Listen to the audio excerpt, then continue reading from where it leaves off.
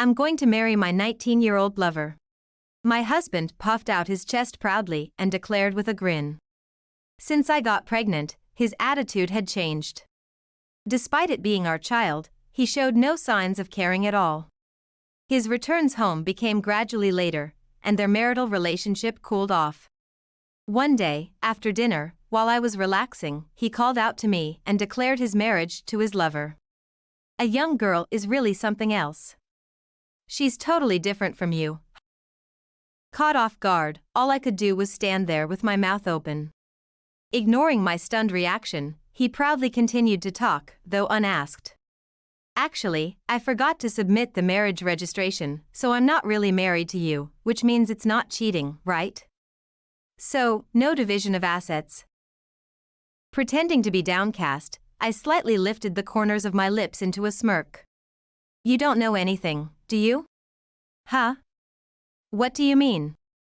I provocatively piled on the words, looking down on him. Frustration made him turn red. He didn't know yet. Soon, he would learn the truth and turn pale immediately. My name is Tracy, I'm 35 years old. I'm a stay-at-home mom, struggling with raising my 3-year-old daughter, Nicole. I can't believe so much time has passed since she was born. Every day, I realize how quickly children grow.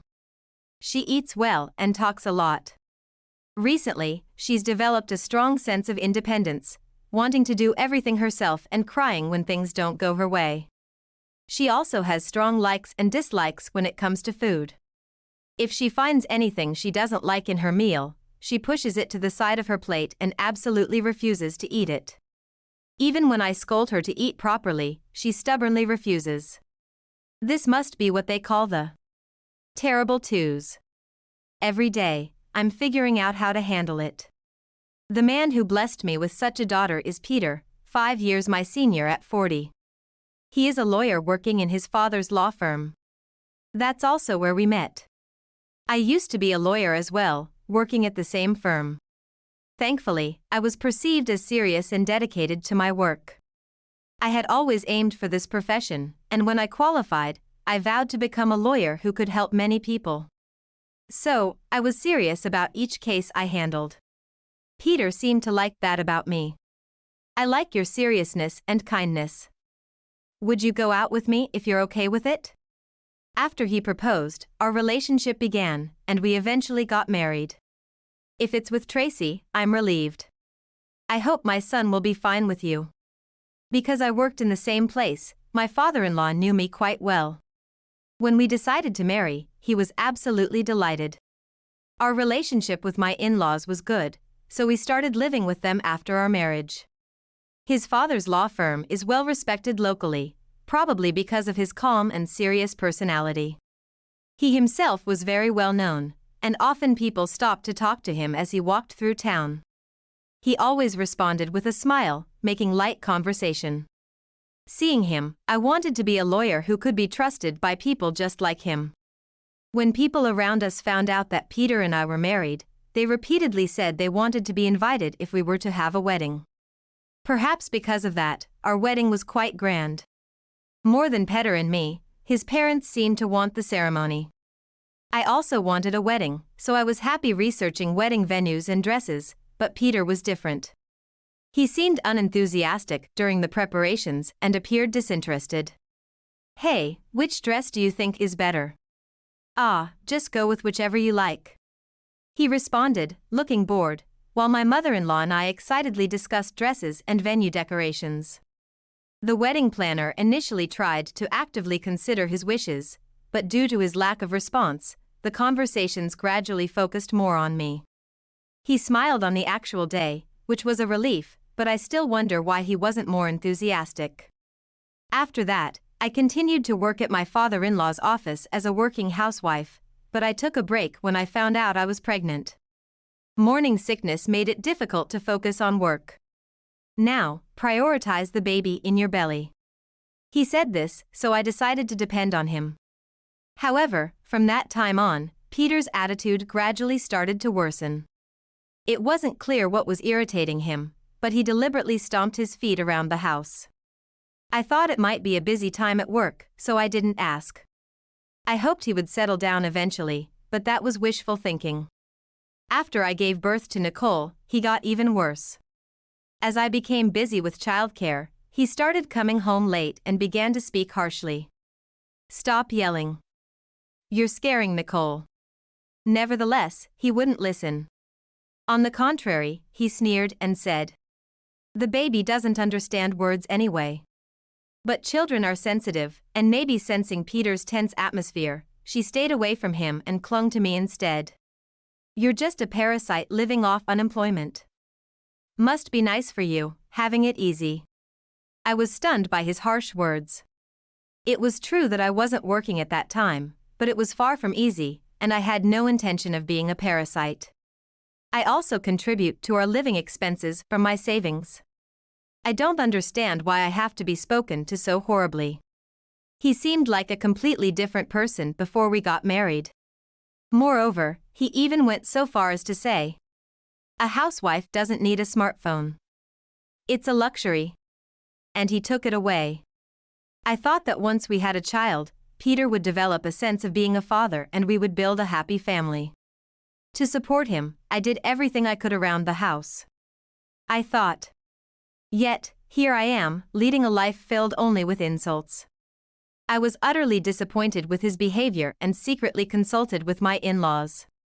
He was verbally abusive to me when no one else was watching, so I was worried they wouldn't believe me, but they promised to stand by me saying, "We can't imagine Tracy lying. We believe you. And we'll do anything we can to help." With my in-laws' support, I began to uncover why Peter had changed so drastically. 5 years have passed since our marriage.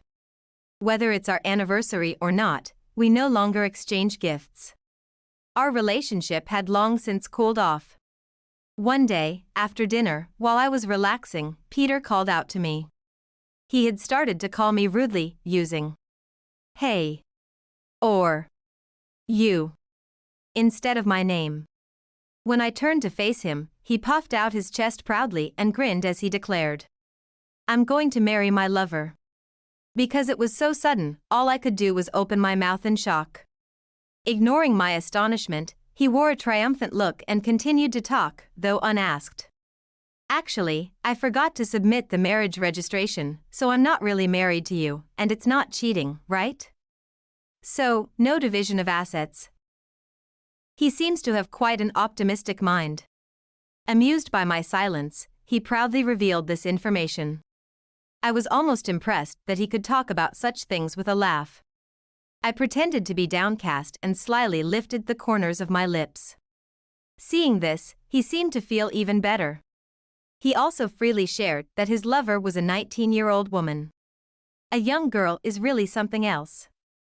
She's totally different from you." However, I wasn't shocked by his confession of infidelity.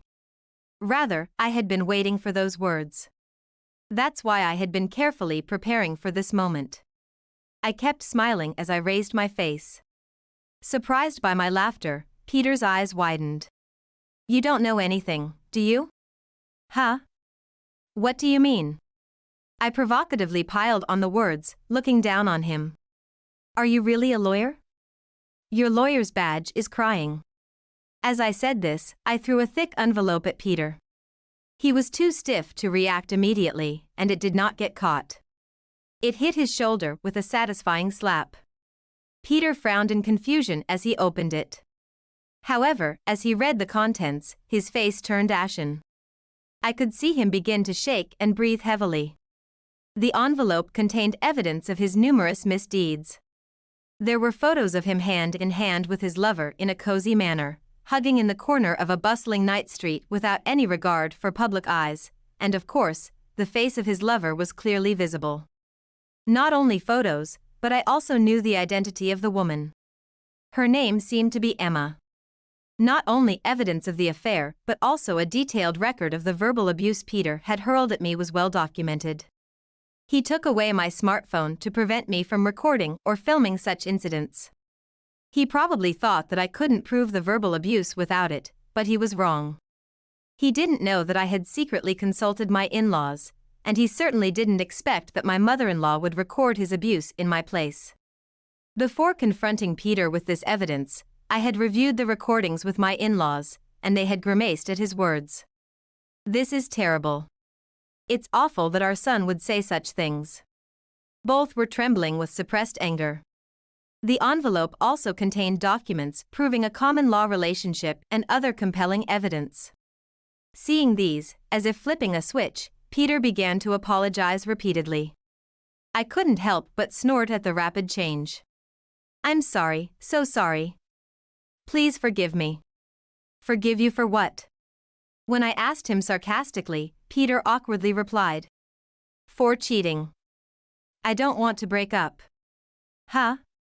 You seemed so happy earlier about marrying your 19-year-old lover. I responded, and Peter groaned as if hit in a sore spot. I glared sharply at him as he cowered. Did you forget that your father and I are lawyers who specialize in divorce? Well, that's... As I asked calmly, Peter slightly raised his head, his gaze wandering in confusion. Anyway, I will definitely pursue division of assets and child support. The moment I said this, Peter's face, which had been pale just seconds before, turned rapidly red. His eyebrows, which had been drooping, shot up, full of anger. It was a remarkable backlash. After all, I was the one who had every right to be angry about the infidelity.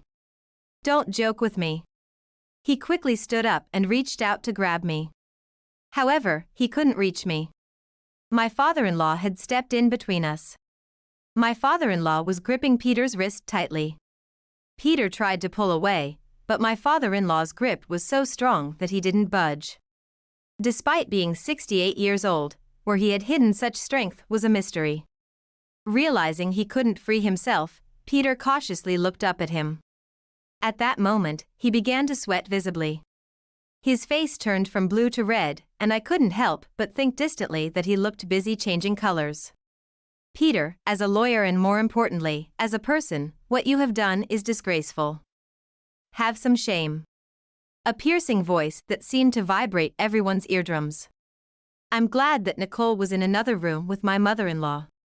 If she were here, she would likely start crying immediately. It was better that she didn't have to see her father's pathetic state. It was unbelievable to see the usually gentle father-in-law raise his voice so loudly, causing Peter to collapse weakly to the floor. His arms were freed after a beat.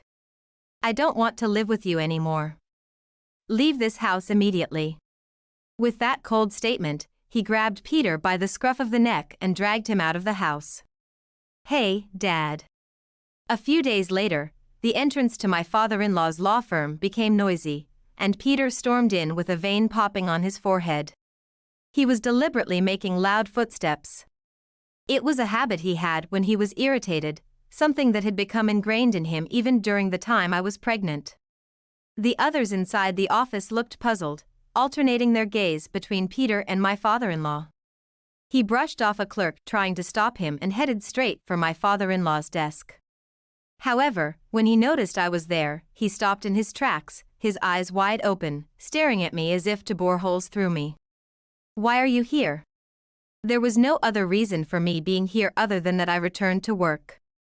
I only took leave during my pregnancy, not resignation. I intended to return once Nicole grew up a bit. When I explained this, he seemed to understand, but then shook his head several times as if remembering his original purpose. That's not what matters. I came here to find out what this is all about. What he pulled out of his pocket then was a termination notice. It was crumpled either because he hadn't bothered to fold it neatly or because he had crumpled it in anger when it was delivered. After throwing him out, my father-in-law had sent the termination notice. Are you listening? Explain this to me right now. Even as Peter confronted him loudly, my father-in-law didn't change his expression and stared back calmly. Then, he pinched the bridge of his nose in exasperation and sighed deeply. Peter seemed taken aback for a moment, but then stiffened his expression and glared sharply at both my father-in-law and me. Getting fired all of a sudden isn't right. Being fired just for a divorce is going too far. He shouldn't have been the one to say it was just a divorce. He was the one who had cheated. When presented with the evidence, he repeatedly begged for forgiveness, but it seemed to be just an act. He was probably pretending to be remorseful just to avoid paying division of assets and child support. My father-in-law sighed again. At the same time, I also let out a deep breath. Then, I looked at Peter with pity. You really don't know anything, do you? Huh? Know what? Peter looked confused. He really seemed to have no clue. Actually, among the documents I had confronted him with the other day, there were results of an investigation and a letter of disownment from my father-in-law. I thought he had looked through most of the contents when he opened the envelope, but it seemed he hadn't noticed them. Maybe he had become so distraught upon seeing the evidence of the affair that he hadn't properly looked through the other documents. He probably never looked at the contents again after being thrown out. Peter was never particularly outstanding as a lawyer. However, he was not aware of this and believed he was competent, often condescendingly instructing his more skilled juniors. His colleagues had tried to advise him several times, but Peter, having a high pride, did not attempt to practice their advice. The others were at their wits' end with him. As a parent and as a senior lawyer, my father-in-law had diligently continued to guide him. Peter obediently listened to what his father said, gradually growing a bit. I didn't want to give up on you, which is why I've worked with you up to this point, but... As he said that, my father-in-law looked down regretfully. At that moment, Peter seemed to finally realize he wasn't as competent as he thought, looking around as if seeking confirmation. The other clerks were looking at him with a mix of confusion and pity. They didn't say anything, but their eyes easily gave away the answer. It must have been quite a shock to him. Peter hung his head as if a weight was placed on his neck. Learning that his father had disowned him without his knowledge, and realizing he was not as competent as he thought, seemed to have hit him hard. But this time, you hurt Tracy, whom I cherished like my own daughter. I never wanted to believe that my own son could act so atrociously. That was the final straw, leading to the writing of the disownment notice. But that doesn't mean you should fire me. Are you still arguing? My father-in-law raised his voice, perhaps unable to contain his frustration any longer. A tense atmosphere filled the office. It felt as if invisible thorns floated in the air, creating an atmosphere where any wrong move might cause injury. You've been neglecting your duties. There have been multiple reports of you pushing paperwork onto your juniors because you find it bothersome. I won't let you forget that. Furthermore, it was reported that Peter had also been verbally abusive to his juniors, threatening them with termination by the director if they spoke out. Using his relationship as the son to improperly cite his father's name was a gross misconduct for the upright and just father-in-law. That's why I decided to fire you. Do you understand now? He asked with a forceful tone that brooked no argument, and finally, there was silence. Peter nodded meekly. That's how it is. Your desk is no longer here at this office. If you cause any more disturbances, I will use all necessary means to impose sanctions on you. With these low, forceful words, a daunted Peter left the office with a meek demeanor, the complete opposite of how he had entered. Afterwards, with the help of my father-in-law, I utilized our legal skills to extract child support and asset division from Peter as much as possible. Perhaps haunted by the image of his father's fierce demeanor when he was driven out of the office, he surprisingly agreed to pay without fuss. It seems he still can't stand up to my father-in-law. While I have retained his contact information in case he defaults on any payments, so far, there have been no calls or messages. He seems too frightened to contact my father-in-law, and I have heard that he hasn't reached out even once since then. However, it seemed he had some hope in my mother-in-law, as he messaged her several times in the beginning after the disownment. Once my father-in-law handled those messages, they stopped completely, and I came to know of Peter's current situation through rumors rather than from him directly. He apparently tried to work as a lawyer at other firms. But since my father-in-law was well connected, rumors had already spread throughout the community. He tried many offices, but no one would hire him. Would you even consider me as a clerk?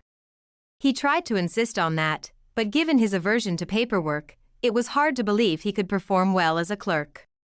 Since it was known that he had been pushing work onto others, no one was willing to hire him. Ultimately unable to work as a lawyer, he is now trying to re-enter the job market in a different field while working part-time. A friend of my father-in-law once said he saw someone resembling Peter sitting blankly on a park bench, but since he was disheveled with a bushy beard and hair, it was unclear if it was really him. Whatever his current state may be, it no longer concerns me. Tracy, would you consider taking over this firm in the future? My father-in-law has proposed this, but for now, I want to focus on my current work. I think I might consider it once I have a bit more leeway in my life.